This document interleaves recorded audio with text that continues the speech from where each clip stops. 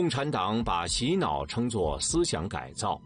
这种思想改造必定伴随强制手段，使人无法主动逃脱，同时还借助各种残忍的精神折磨，强制使人就范。对于中共政权来说，各种洗脑手段是让人认同接受以无神论和斗争哲学为核心的共产主义价值体系和意识形态，也就是所谓的无产阶级世界观，而本质上是邪灵对于每个个体生命进行心灵摧残，系统败坏中国人固有的传统价值理念。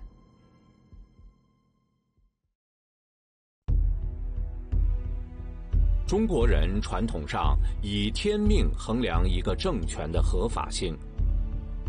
当君王失德，背离敬天法祖、为政以德、仁政爱民的君王之道，天命就会更改，发生改朝换代。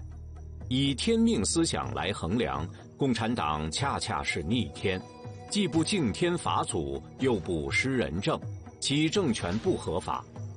中共要夺取政权，要标榜其篡政的合法性，就必须把传统思想从人心中抹去，灌输以无神论和斗争哲学，把马克思那套似是而非的社会发展5个阶段理论当作真理，把中国历史强行套入其中。他据此声称，通过阶级斗争带领中国走入共产主义乃历史发展的必然，标榜自己篡政的合法性，同时还要把所谓共产主义抬高为人类的神圣事业，把自己标榜为历史发展的必然选择，其本质是要替代传统天命思想。道德来源于神，神永恒不变，道德标准也永恒不变。道德标准从来不该是人来定的，也不会随着人的诠释而变。中共在定道德的时候，就是在篡取神位。正因为中共规定道德，所以中共可以把自己干出来的一切坏事都说成是道德的，才敢宣称自己永远正确。而中共规定的道德标准是可以随着它的需要而随时变化的。传统的中国人无论有没有明确的宗教信仰，都把天理良心当作普世价值。中共思想改造首先要灭掉的就是天理良心，因为无产阶级世界观是不承认普世价值的，不承认超越阶级的道德。共产党判断一个人的道德是以阶级立场划分的。传统中国人认为两袖清风的官是好官，按照共产党的世界观，反动阶级的官越清廉，越是维护反动统治，越是帮反动阶级麻痹劳动人民，反而更坏。再如，中国人认为人命关天，见到别人生命遇到危险时，挺身相助为义行，而共产党则认为人道主义前面要加一个定语，革命的，只能对同志如此，对反动阶级越残忍，越说明阶级立场分明。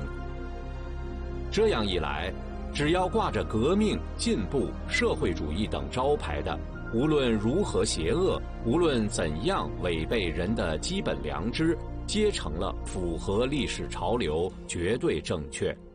凡是贴上封建、资产阶级、攻击无产阶级等标签的一切行为、思想，无论在传统思想中多么高尚，也自动成为错的、反动的。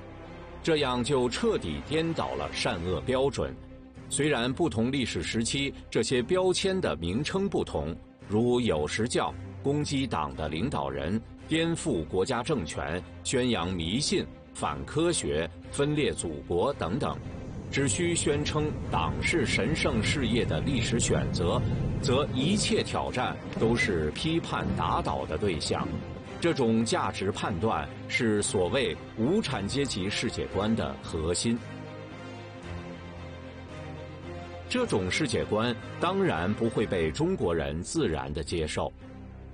中共发动了无数次政治运动，或者为了杀人立威、破坏信仰和文化，或者为了权力斗争、铲除异己，但无不以革命的名义行恶。在共产主义的架构下，重建一套反道德的价值观。因为中共造成的残酷现实，让人认识到传统价值和现实格格不入，如不放弃，则处处碰壁，动辄惹来杀身之祸。即便不是被直接批判打击的对象，人们也谨慎地把传统道德观念深深埋起来，生怕不小心在言语行为中流露出来。道德观念、天理良心是用来指导行为的，是神给人的衡量行为的准则。这种深藏脑后的价值观已经丧失其作用，虽未完全泯灭，实际上形同死亡。这实际上也就达到了邪灵毁人之目的。上世纪50年代，中共发动了一系列所谓思想改造运动，如批武训传运动、思想改造运动、批梁漱溟、批俞平伯、胡适、反胡风、反右等等。在此之前的延安整风，以及在此之后的文革，也都是大规模思想改造，而整风和文革伴随着肉体杀戮。50年代和这些思想运动同时并进的，也有血腥的土改、三反、五反、镇反运动等。若被视为态度不老实或者抗拒改造，后果同样不堪设想。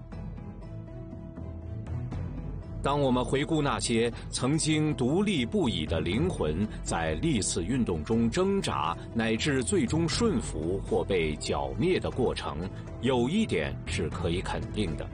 即使那些没有直接遭受肉体暴力的人，在这个过程中遭受的精神摧残，也绝不逊于拳脚。据作家沈从文记载，所有学生都被逼苦思失眠，而且很多痛哭流涕。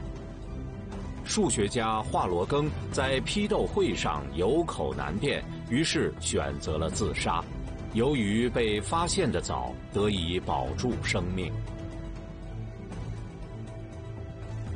文革期间，惨不忍睹的暴力杀戮，造成和平时期浮尸百万，流血千里。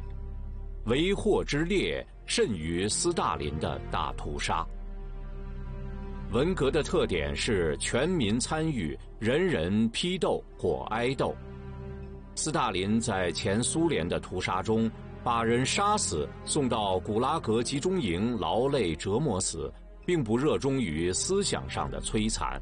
而中共在文革中，杀人手段残忍，毫不逊于斯大林。受害者规模更甚，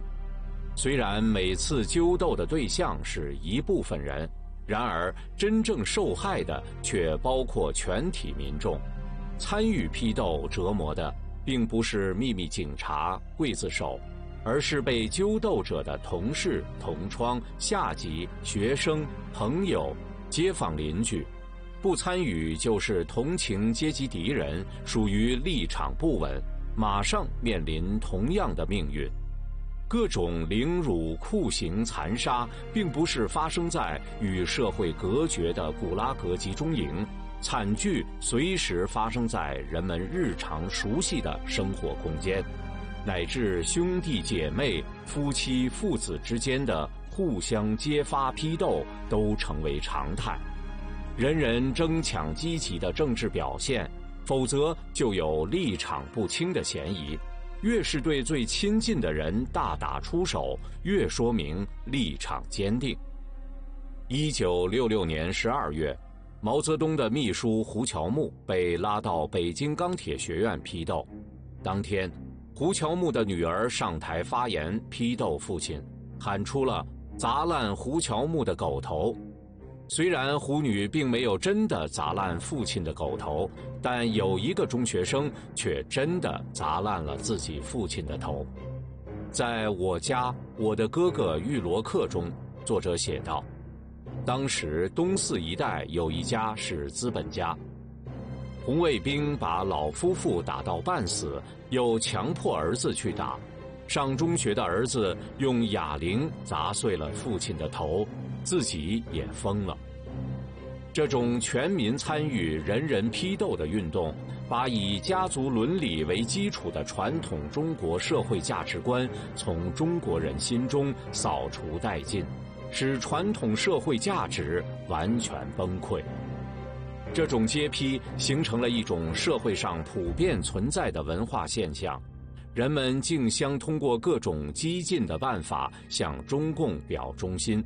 越是在悖逆人伦道德的问题上跟中共一致，且将其视为道德，就越是社会潮流所在。